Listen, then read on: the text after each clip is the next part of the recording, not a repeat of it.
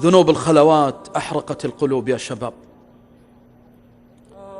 يا مشايخنا يا دعاتنا، احذروا ذنوب الخلوات. يا طلبة العلم احذروا ذنوب الخلوات. يا من رزقك الله ظهورا في الإعلام احذر ذنوب الخلوات.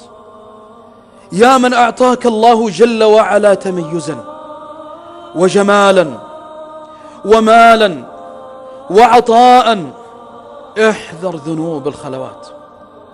يا من وثق فيك أهلك احذري ذنوب الخلوات.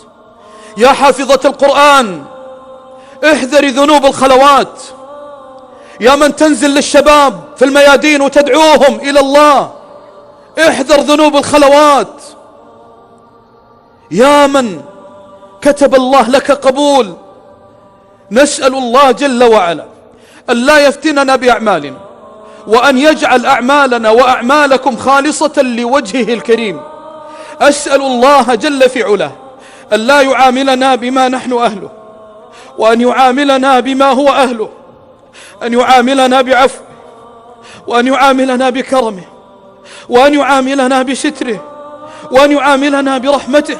فما بنا والله طاقة على عذاب الله، ما بنا والله طاقة أن نلقى الله يوم القيامة فيقول الله يا عبدي فعلت كذا ليقال أنك كذا وكذا، قرأت القرآن ليقال قارئ، ودعوت ليقال داعية، وأخذت بيد الناس ليقال أنك رحيم، وجاهدت في سبيل الله ليقال مجاهد. والله جل وعلا يعلم خائنة الأعين وما تخفي الصدور. فتصور في ذاك الموقف والشهود حولك، تلتفت يمنة فلا ترى إلا ما قدمت، وتلتفت يسرة فلا ترى إلا ما قدمت.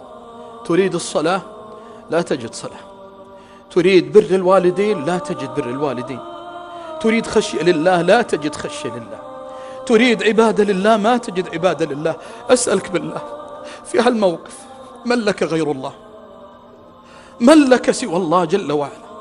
أنا وأنت في هالموقف يا حبيبي الشاب، يا قرة العين، يا مهجة الفؤاد، لك رب كريم، لك رب رحيم، ولكنه شديد العقاب.